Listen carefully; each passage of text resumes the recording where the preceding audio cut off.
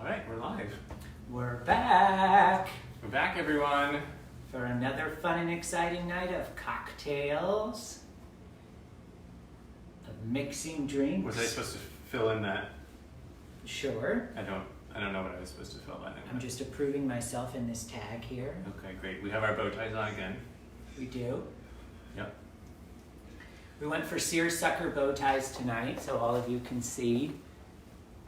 Got pink and green seersucker here. I think mine's a little more teal. Okay. Yeah, Teal. turquoise. But once again, trying to break out the spring fashions no one's going to get to see except us inside of our little home, all here by ourselves. Yeah.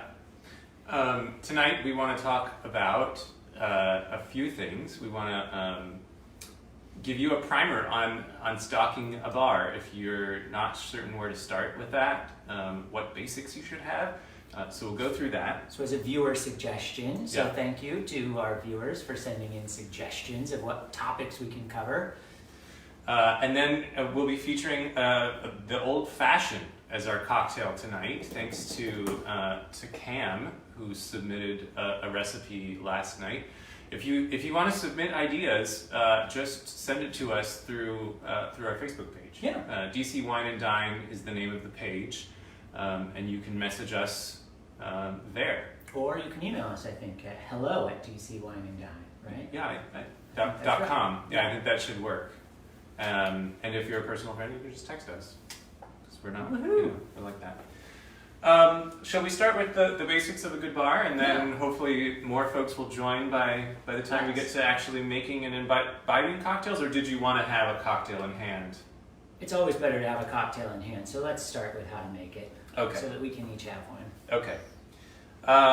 Can you pull that up for me? Yes. So we're gonna work on an old fashioned tonight, which is as its name sort of suggests, it's a classic. And fashionable. Of course, it's fashionable. We're making it. Yes. Yeah. And you all can make it at home and be equally fashionable. The vessel in which we're going to serve the old fashioned tonight is this double glass. A lovely rocks glass. Rocks glass, also known as an old-fashioned glass, believe it or not. So there's that. So let's get to it. And really, this is a super easy cocktail. This is probably going to be like one of the easiest cocktails that you'll ever make. Well, except for like gin and tonic, whiskey soda, Yeah, rum and coke. yeah, There are those 2-ingredient classics as well, gin and tonic. yeah. We'll get to that. All right, we are going to. Where's my? Oh, I need my other. Excuse me, I'm not prepared. We are starting with a good whiskey for this base. This is from Cedar Ridge in Cedar Rapids, Iowa. Lots of your local wineries and distilleries are still open if they're not making hand sanitizer, so support a local business. Yeah. So as was the case yesterday, we're going to take our beaker and fill it with ice.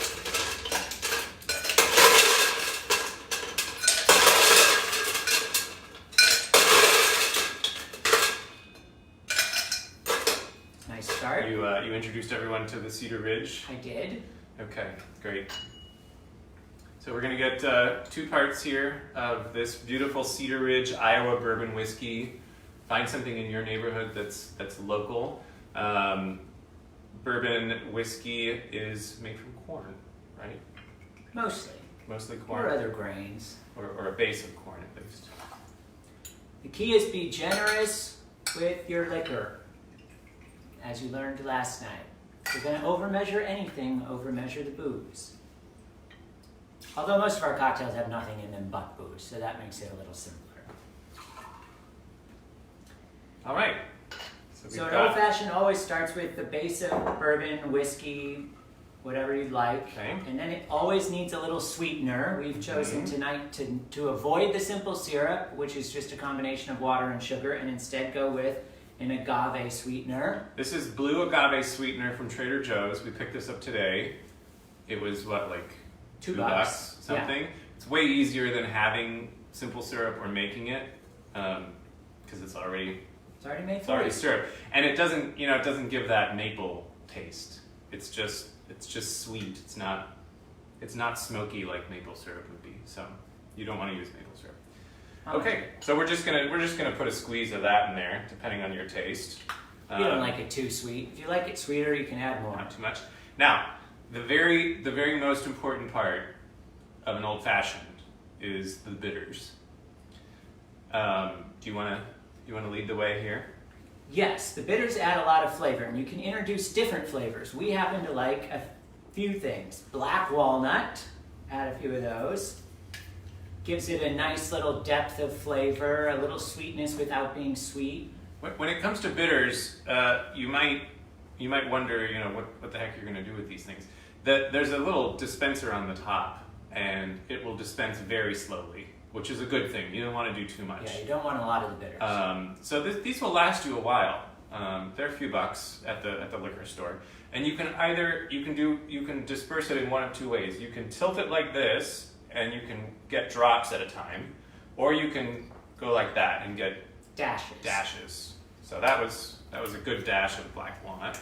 We also like to add, you garnish Old Fashioned with orange, but we like to add a little orange bitter anyway, just for a little extra citrus flavor. Do a dash of this as well? Yeah, throw in a dash. I actually usually throw in a couple dashes, but. Okay.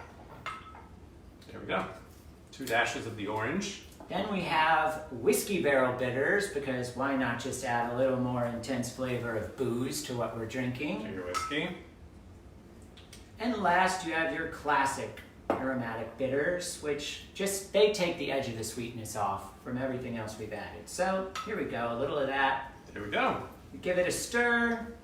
Now in the meantime, you will prepare the I will add garnish. ice to the glasses. Oh yeah. So same technique as yesterday. I'm going to use that twirly Swizzler. part of the swivel stick.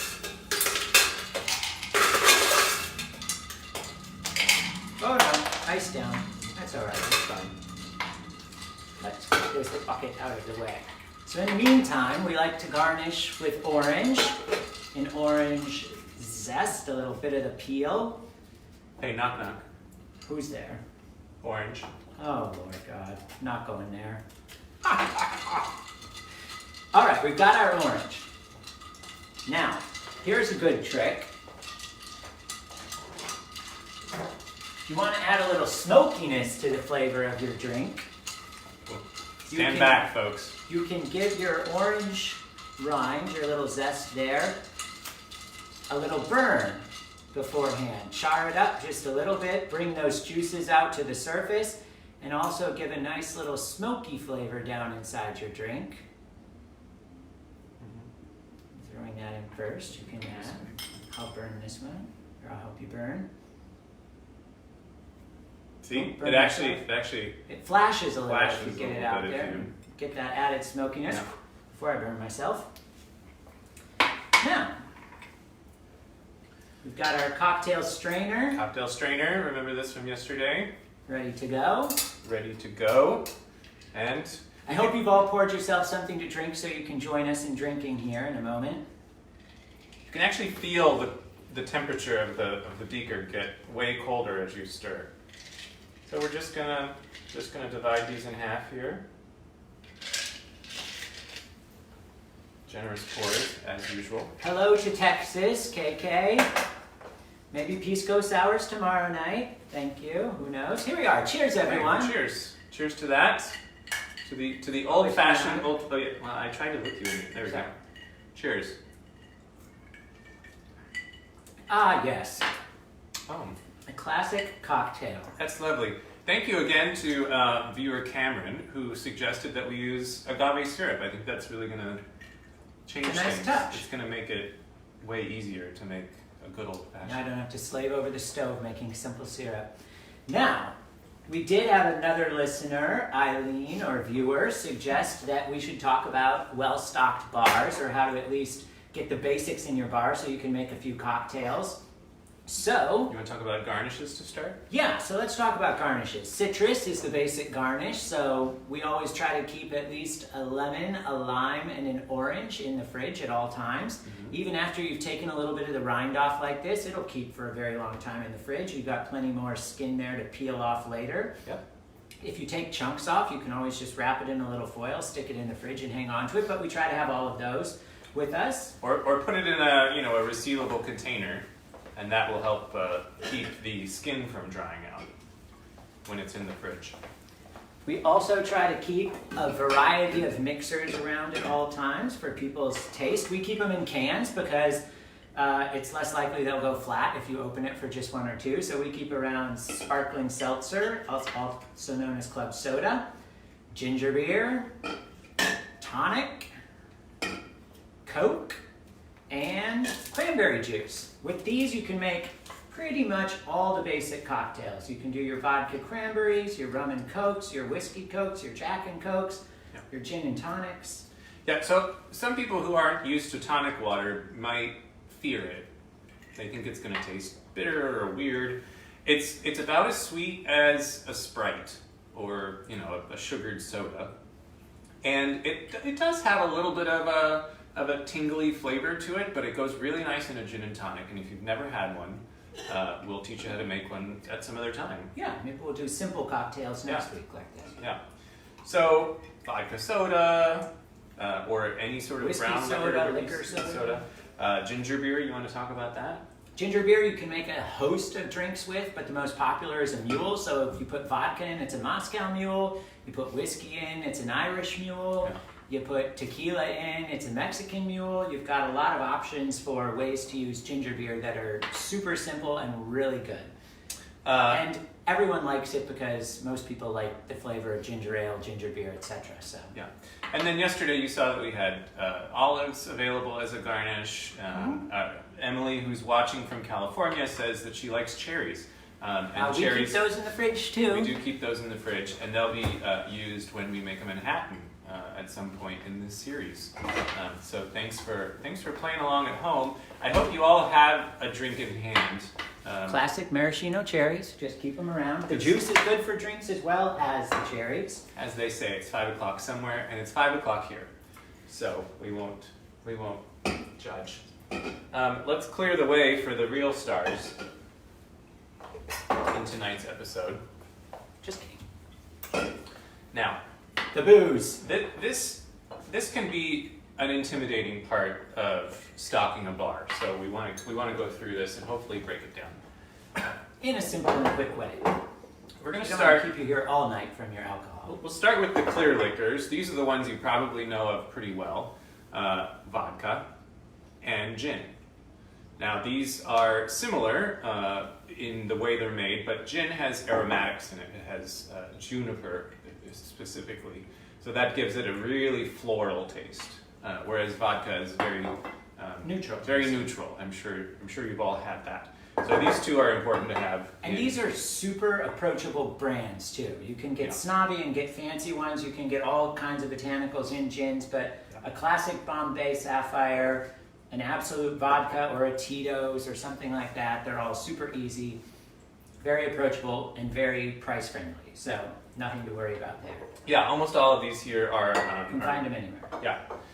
So now let's move on to the brown liquors, and I'm going to start with the ones that come from Latin America first. So you have rum and tequila. Rum is made from sugarcane, and they've got a lot of that down in the south.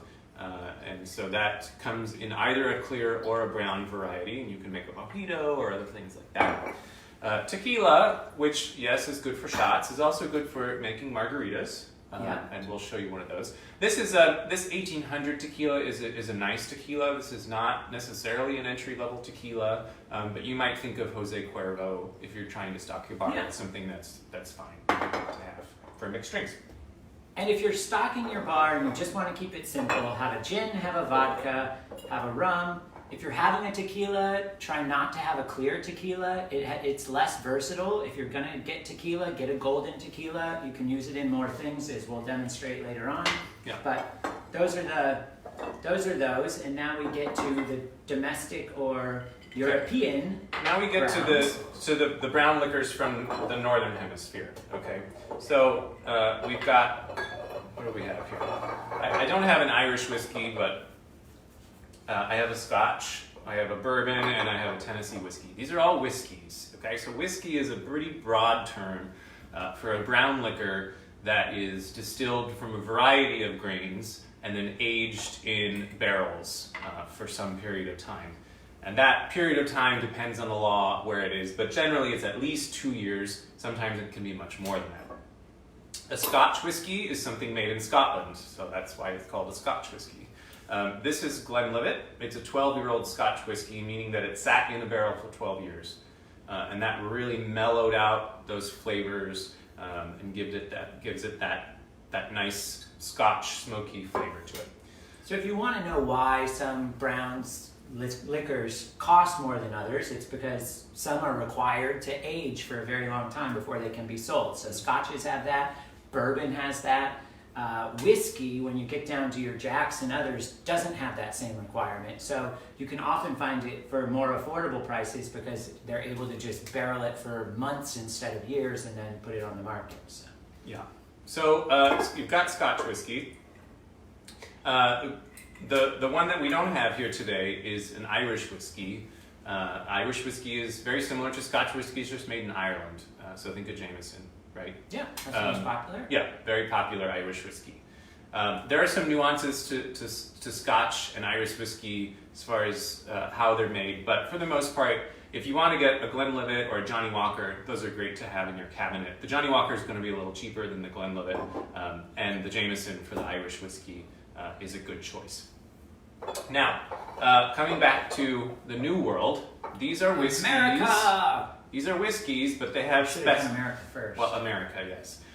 These are whiskeys, but they have specific names. So you may have heard of the name bourbon. The name bourbon is specific to Bourbon County, Kentucky. That's where the name bourbon comes from. So it's kind of morphing into a larger category of spirits, but traditionally it was whiskey that was made in Bourbon County, Kentucky. And so this is Knob Creek. This is actually quite a nice bourbon whiskey, but Jim Beam is an example of that. That would probably be pretty good to stock in a bar for any number of mixed drinks. Yeah. And then Jack Daniel's is a Tennessee whiskey. The only difference being, oh wow, once again, he finished. You said it was good. I just want to know. The difference, of course, being that it's made in Tennessee, so they have to call it something different. And then if we come back to this beautiful Cedar Ridge whiskey that we made our old fashions with, this is from Iowa, and they're calling it an Iowa bourbon whiskey, which is why I said that term bourbon is kind of morphing, because it's obviously not made in Bourbon County, Kentucky, but it's made in the same style, so they're calling it a bourbon whiskey. So, if you're stocking a bar at home, have a gin, have a vodka, have a rum, have a tequila, have a scotch, have a whiskey, and have a bourbon. You could get away with only one of the three of these last three. You could have 5 things in your bar and be great. You could spend $20 on each of them or less, $100, have everything you need in your bar, spend a little bit on your citrus and your mixers, and you'll be good to go. Now, one last secret I want to tell you all before we depart is sometimes your friends drink a lot, like ours. So we developed None of a new system friends, other friends, of course. because you can buy liquor in bulk. For example, this is 4 Roses bourbon in a handle size. You can get it at Costco. It doesn't seem very classy to pour out of those huge bottles when friends come over. So we like to keep in beautiful decanters a bourbon, a scotch, a vodka, and a gin in decanters, poured from these huge vessels, which we are then able to hide or keep in a closet or a drawer. And when people come over, it looks way classier to say, hey, would you like a gin and tonic? And pull out this decanter, pour it in, and it's much more economical to fill at the rate at which our friends drink when we're able to buy in bulk. So, if you'd rather just have a very simple bar, you could get 3 or 4 nice decanters, keep them full, and there you go. You're able to make anything you want really from these, and people are impressed because it looks fancy when they come over. And you've saved money by buying the decanter once and paying far less for the booze as you go. Okay, good job. So there we are. Hey.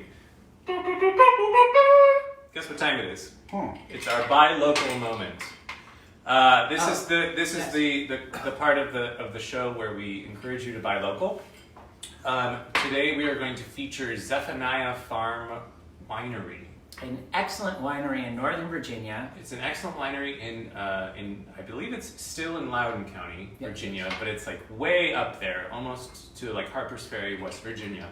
But it's a lovely place, and it's run by a couple, and normally Retired teachers. Yeah. Oh yeah, that's right. They're retired teachers, and they have all of their grapes there. And normally you would have a tasting in their house. Like on the first floor of the house, you would walk into their house, and they would invite you into the dining room or the parlor or the living room, and you would sit down in their furniture, and they would bring the tasting of the wine around to you, and it's a really unique experience. So if you've never checked it out, But you can't do that now because of COVID. once all of this is done, if you want to go check it out, it's a really great place. They have great wines, and they're very friendly.